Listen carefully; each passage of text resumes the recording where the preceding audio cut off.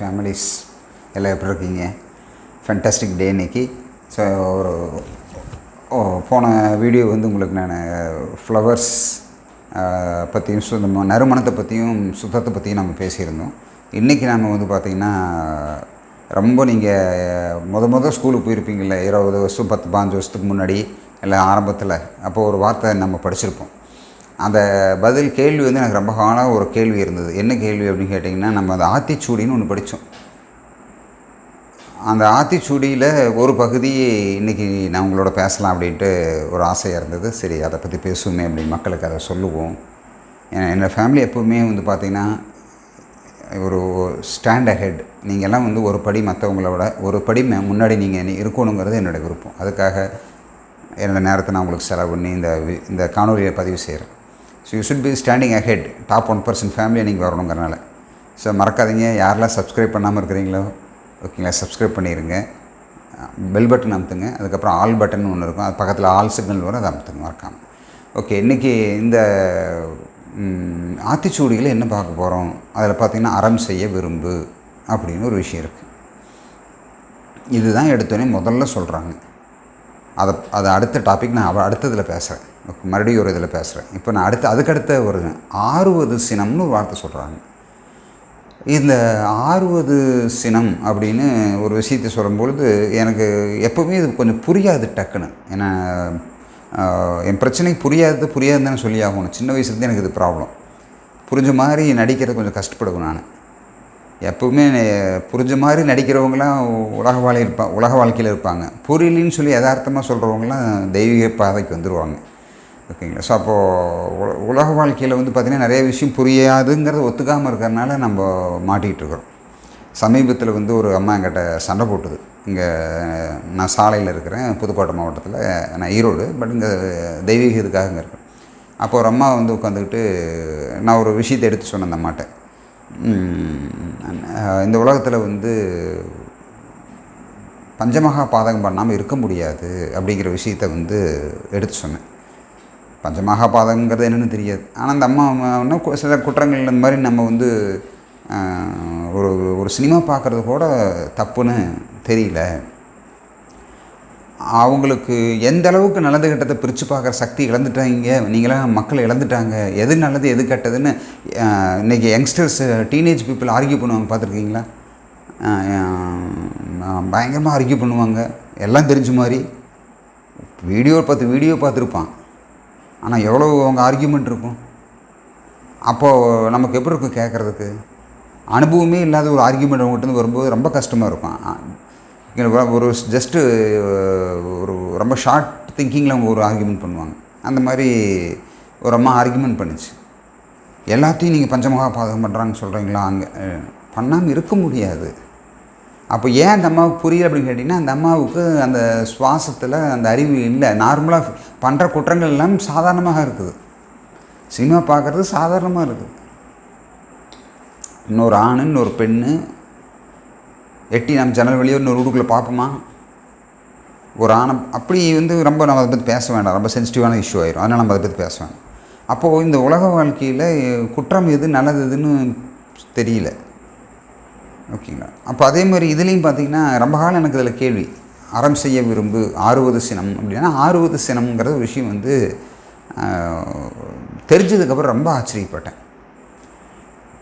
6வது சினம்ங்கிறாங்க. என்ன 6வது சினம் புரியவே இல்லை எனக்கு. அப்போ 6வது சினம்னா கோபம் புரியுது. 6வது சினம்னா எப்படி புரிஞ்சுக்கிறது? ரொம்ப யதார்த்தமாக எழுதியிருக்கிறாங்க. அதனால தான் நமக்கு புரியல. அவை பிராட்டி ரொம்ப டைரெக்டாக எழுதிட்டாங்க. அப்போ அந்த 6வது சினம் அப்படிங்கிற ஒரு விஷயத்தை ஆடுறதுக்கு பேர் கோபமா அப்படிங்கிற மாதிரி எனக்கு ரொம்ப நாள் ஒரு கன்ஃபியூஷனாக இருந்தது. அப்போது இந்த விஷயத்தை வந்து தெரிஞ்சுக்கிறதுக்கு நான் மெய்வெளியில் ட்ராவல் பண்ணதுக்கப்புறம் அதை ரொம்ப ரசித்தேன் அந்த பகுதியை. அப்போ அதில் வந்து பார்த்திங்கன்னா 6வது சினம் அப்படின்னா அதை புரிஞ்சுக்கணும்னா ஃப்ரெண்ட்ஸ் ஒன்று புரிஞ்சுக்குங்க. நான் வந்து அப்போது நான் ஒரு சமயம் வந்து பொறாமை அப்படின்னு ஒரு விஷயம் பார்த்துக்கிட்டு இருந்தேன். அந்த விஷயத்தை பார்த்துக்கிட்டு அதில் டீட்டெயிலாக போகும்போது எனக்கு இதுக்கு ரிஃப்ளெக்ஷனாக இந்த பக்கம் வந்தேன். அப்போ இந்த 6வது சினம் அப்படிங்கிற ஒரு விஷயத்தை பார்க்கும்போது இதுக்கு பதில் வேணும்னா ஆப்போசிட் விஷயத்தை நீங்கள் சில சமயம் புரியாததுக்கு ஒரு கேள்வி போட்டிங்கன்னா புரிஞ்சிடும். அப்போது அந்த இடத்துல வந்து என்ன ஆறுவது சினம்னா என்ன அப்படின்னு தெரியாமல் இருந்தப்போ அடுத்த கேள்வி ஒன்று ரைஸ் ஆச்சு. அப்போ 6ஆம் இருந்தால் என்ன? அப்போ 6வது சினம் 6ஆமல் இருந்தால் அது என்னவோ அது தெரிஞ்சுதுன்னா இது புரிஞ்சிடும் உங்களுக்கு. அப்போ உங்கள்கிட்ட ஒரு சினம் ஆறவில்லை என்றால் அதற்கு என்ன பெயர்? குரோதம், வெஞ்சன்ஸ். நாய் காவலுக்காக உழைக்கிறது வேறு, வெறி பிடிச்சி சுற்றுறது வேறு, அந்த ஸ்டேஜுக்கு போயிடும். அதனால் ஒரு கோபம்ங்கிறது மனிதனுக்கு அனுமதிக்கப்பட்ட விஷயந்தான். அது ஒரு கருவி. கோபம், அன்பு, வெறுப்பு இது எல்லாம் ஒரு கருவி. ஓகேங்களா? ஸோ இதெல்லாம் மனிதனுக்கு இறைவன் கொடுத்த நிறைய சாஃப்ட்வேர், ஆப்பு. ஆனால் இந்த ஆப்பை எப்போ ஆன் பண்ணணுங்கிறது அந்த இறைவன் சொல்லி எதுக்கு யூஸ் பண்ணணும்னு சொல்கிறாங்களோ அதுக்கு யூஸ் பண்ணுறதுக்கு மட்டும்தான் அந்த ஆப். கோபம் வந்து படைச்சது இறைவன், கோபத்தில் குற்றம் இல்லை. ஆனால் எதில் பிரயோகப்படுத்துகிறீங்கன்னு நீங்கள் அறிவில்லாமல் பண்ணுறதுனால அதுக்கு குற்றம் வருது. இப்போ நாம் வந்து காட் மேடு மிஷின் இல்லைங்களா? அப்போ காட் மேடு மிஷின் போது நீங்கள் வீட்டில் மிஷின் வாங்கிட்டு இருந்தீங்கன்னா அதை எப்படி ஆப்ரேட் பண்ணுவீங்க? எதை வச்சு? ஒரு கேட்லாக் இருக்கும் இல்லைங்களா? அப்போ அந்த கேட்லாக் தான் நம்மளுடைய வேதங்கள். அப்போ அவர் அதில் இன்ஸ்ட்ரக்ஷன் கொடுத்துருப்பாரு, இது இப்படித்தான் தொடரணும், அதைத்தான் தொடரணும். மாற்றி தொட்டிங்கன்னா நரகத்துக்கு போயிடுவோம். அப்போ 6வது சினம்னா 6ஆம் இருந்தால் என்ன அப்படின்னா கோபம் இல்லை, குரோதம், வெஞ்சன்ஸ். அப்போது ஒரு வெஞ்சன்ஸ் இல்லாத வாழ்க்கை வேணும் அப்படின்னா அதுக்கு பேர் காழ்ப்புணர்ச்சிங்கிறாங்க. இந்த உணர்ச்சி போய் வெஞ்சன்ஸ் உங்கள் உயிரில் காப்பு காய்ச்சிரும். அதனால் என்ன? சினம் இன்னும் சேர்ந்தாரை கொள்ளுங்கிறாங்க. வெஞ்சன்ஸை பற்றி நீங்கள் பேசவே வேண்டாம்.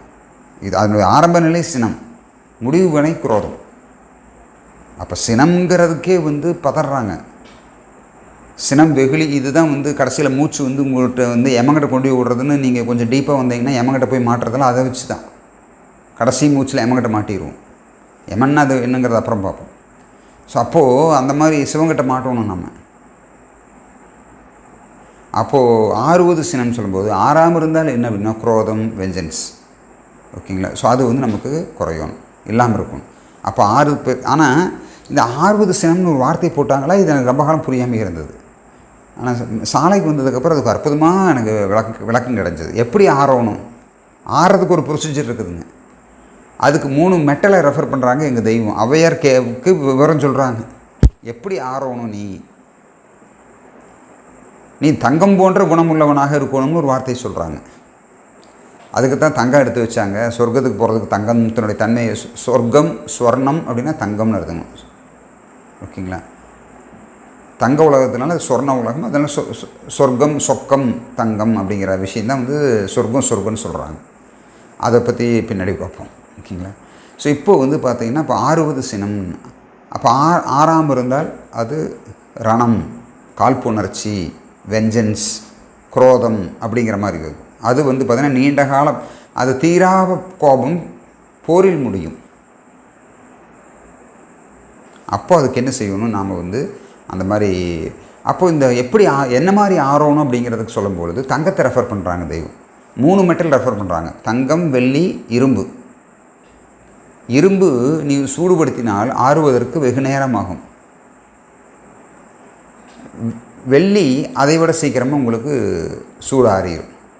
அதில் சூடுபடுத்திங்கன்னா சீக்கிரம். தங்கம் சூடு பண்ணிங்கன்னா உடனே ஆறிடும், உடனே அந்த சூடு டக்குன்னு நெருப்பு எடுத்திங்கன்னா டக்குன்னு இறங்கிடும். அப்போ ஆறுறதில் ரொம்ப சீக்கிரமாக ஆறக்கூடிய ஒரு பொருளை எது இருக்குன்னு கேட்டிங்கன்னா தங்கம் இருக்குது. அப்போது அந்த தங்கம் போன்ற குணமுள்ளவர்களாக நீங்கள் இருக்கணும். கோபம் வரலாம். குழந்தைங்களை கவனிச்சிருக்கிறீங்களா? பயங்கரமாக சண்டை போட்டுக்குங்க. ஒரு 5 நிமிஷத்தில் 2 நிமிஷத்தில் பேசிகிட்டு இருக்கும். ஆனால் பெரியவங்க சண்டை போட்டுக்கிட்டு எத்தனை நிமிஷம் ஆகுது பேசுகிறதுக்கு? ஸோ அப்போ குழந்தைங்கள்ட்டேருந்து நம்ம இருந்து தான் வந்திருக்கிறோம். நம்மகிட்ட படைச்சது இறைவன் அந்த குணத்தை தான் படைச்சாங்க. நீங்கள் மாற்றிக்கிட்டீங்க. ஓகேங்களா? ஸோ அதனால் இந்த அற்புதமான இந்த தெய்வ விளக்கத்தை கொடுத்த எங்களுடைய ஆதிப்பிதாவுக்கு நான் இந்த நேரத்தில் என்னால் தயவு செஞ்சு நான் இறைவனை நமஸ்காரம் பண்ணும்போது வேறு தப்பாக எடுத்துக்காதீங்க. ஏன்னா அவங்க கொடுத்த சொத்தை நான் அவங்களுக்கு சொல்லித்தான் நான் சொல்லி ஆகணும். ஓகேங்களா? அவங்களோட சொத்து இது. மெய்வெளிச்சாலை தெய்வத்துடைய சொத்து இதெல்லாம். அவங்க கொடுத்தது எத்தனையோ 1000 வருஷத்துக்கு முன்னாடி கேள்வி 60 சினம்னு போட்டதுக்கு இன்றைக்கி தான் நமக்கு விடிவு கிடச்சிருக்குது. இவ்வளோ இடையில வந்து எந்த ஞானிக்கு எந்த ஒரு பெரிய தமிழ் இலக்கியவாதிகள் கூட இதை பற்றி பேச முடியல. அப்போ அந்த தமிழ் கடவுளே வந்து அந்த அவைப்பாட்டி சொன்ன விஷயத்துக்கு என்னென்னு இன்றைக்கி அவங்க அந்த அருட்பெருஞ்சோதி தனிப்பெருங்கருணை தெய்வம் வந்து சொல்லங்காட்டி தான் நானே தெரிஞ்சுக்கிட்டேன். ஒவ்வொன்றையும் இப்படி தெரிஞ்சுக்க அறிவு பிரம்மாண்டமாக இருக்குது. இப்படியெல்லாமா ஒரு அறிவு கொடுப்பாங்க நமக்கு? உலகத்துக்கு எட்டாத நிலையெல்லாம் எட்டி துலங்க வைக்கிறாங்களே. நினையாப்புறத்து சிந்தனையாக இருக்குதே. யாருக்கு கிடைக்கும் இந்த பேர்? இந்த சொத்து உங்களுக்கும் பங்கிக்கிறது எனக்கு ரொம்ப சந்தோஷம். இது உங்களுடைய சொத்து, இறைவன் உங்களுக்காக படைச்சது. நீங்களும் இதை அனுபவிக்கலாம், கொண்டாடலாம். ஓகேங்களா? ஸோ அதனால் அந்த 6வது சினம் எவ்வளோ சீக்கிரமாக நம்ம ஆறணும். ஆறுறதுக்கு ஒரு ரூல் வைக்கிறாங்க தெய்வம். அதிகபட்சம் அன்றைக்கி நைட் மேக்ஸிமம் 24 ஹவர்ஸுங்க. அதுக்குள்ளே உங்கள் பகையை தீர்த்துக்கணும். ஓகேங்களா? ஸோ இதுதான் தெய்வம் எங்களுக்கு வச்சுருக்கிற பிரச்சனை வருந்தான், கோபம் வருந்தான், கருத்து வேறுகள் வருந்தான். நம்ம டக்குன்னு எவ்வளோ சீக்கிரமாக மாறிடும். வச்சுக்கிட்டு ஒரு வருஷமெல்லாம் பேசாமல் இருக்கிறாங்களே, அதெல்லாம் கொடுமையாக இருக்குது எனக்கு. நான் கேட்ட சிலரில் என்கிட்டயே சிலர்லாம் பேச வேண்டாம்னு தடுப்பாங்க. சிலரையெல்லாம் 10 வருஷமாலாம் பேசாமல் இருக்கிறவங்கள பார்த்து எனக்கு ஐயோ பாவமேனு இருக்கும். கொஞ்ச நாளில் நம்ம புறப்பட போகிறோம். ஓகேங்களா? ஸோ அதனால் நம்ம கொண்டாடுவோம். ஓகேங்களா? இந்த உலகம் இருக்கிற வரையில் தானே கொஞ்ச நாளைக்கு நம்ம சந்தோஷமாக இருப்போம். இந்த பேசாமல் மட்டும் தயவு செஞ்சு ஆட்டி இருக்காதுங்க. அது மாதிரி ஒரு கொடுமை இந்த உலகத்துலேயே இல்லை. ஓகேங்களா? பேசாமல் இருக்கார்லையோ இப்படியெல்லாம் உலகத்தில் மனிதர்களை பார்க்கும்போது எனக்கு ஆச்சரியமே. எனக்கு பேசக்கூடாதுன்னு பிரித்து வைக்கிறவங்க, நீ எனக்கு ஃப்ரெண்டாக இருந்து அவங்ககிட்ட நீ பேசக்கூடாது. அடாடாடாடா, என்ன உலகம்!